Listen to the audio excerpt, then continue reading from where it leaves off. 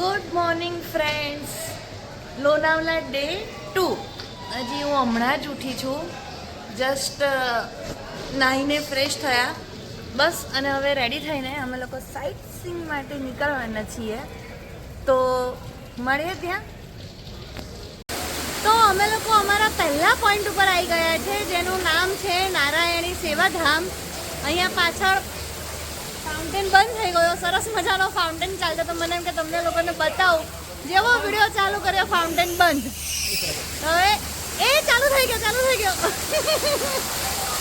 એ સરસ મજાનો ફાઉન્ટેન ચાલે છે. હવે આપણે અંદર જઈએ દર્શન કરવા.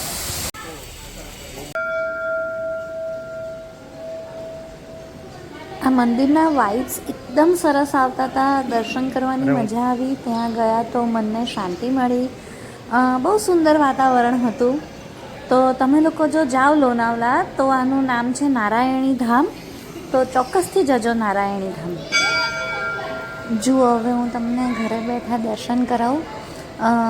આ ઓડિયો મેં જ્યારે રેકોર્ડ નહોતો કર્યો, કારણ કે મંદિરમાં બીજા બધા ભક્તો જે દર્શન કરતા હોય એમને મારે ડિસ્ટર્બ નહોતા કરવા, અને તમને દર્શન પણ કરાવવા હતા. તો શાંતિથી બેક કેમેરો રાખીને માતાજીના અને એમના વિડીયો લઈ લીધા હતા. કેટલું સુંદર છે, કેટલા સુંદર લાગે છે માતાજી. અહીંયા નારાયણી ધામમાં રહેવા માટે રૂમ્સ પણ અવેલેબલ છે.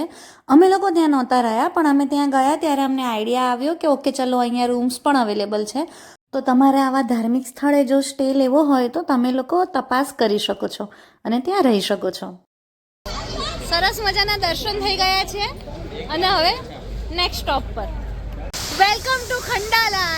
યસ, હવે અમે લોકો લોનાવાલાથી આવી ગયા છે ખંડાલા, અને આ છે ખંડાલા તળાવ. અહીંયા તમને મારી પાછળ દેખાતું હશે, સરસ મજાનું તળાવ. અહીંયા બોટિંગ બધું થાય છે. લેટ્સ સી અમને અહીંયા શેમાં મજા આવે છે. અમે બધું એક્સપ્લોર કરીએ છીએ. ચલો તો એન્જોય કરીએ.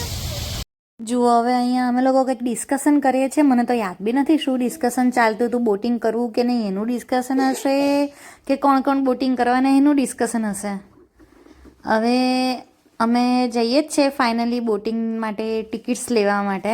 તો બધા કાળા કપડાં પહેરીને આવ્યા છે ઓલમોસ્ટ, છે ને, બધાને મેચિંગ થઈ ગયું છે ને. તો આને કહેવાય ગ્રુપનો ટ્યુનિંગ. ચાલો ભાઈ, બધા લોકો રેડી થઈ ગયા છે. યસ, અમે લોકો બોટિંગ કરવા નીકળી ગયા છે.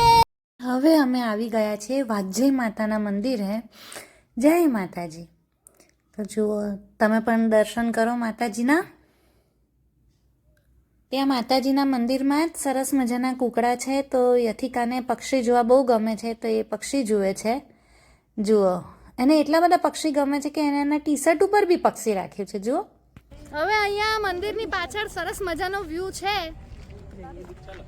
જો, હાય, છે ને એકદમ સરસ મજાનો વ્યૂ.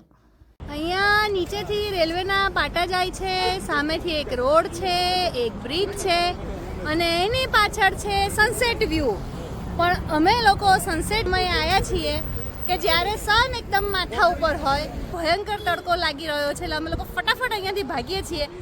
તો મને નવી એક ઇન્ફોર્મેશન મળી છે કે આ જે પાછળ છે ને ખંડાલા ઘાટ કહેવાય છે, અને અહીંયાથી મહાબળેશ્વરનો ને બધો રસ્તો પાસ થાય છે. ચલો મળીએ બગીચામાં.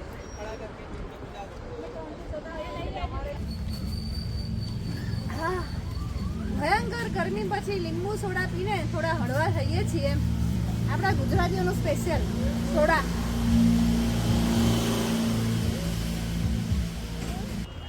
હવે અહીંયા એક બગીચો છે, બધું નજીકમાં જ છે. પેલું માતાજીનું મંદિર, પછી પેલો સનસેટ વ્યૂ, અને આ એક બગીચો.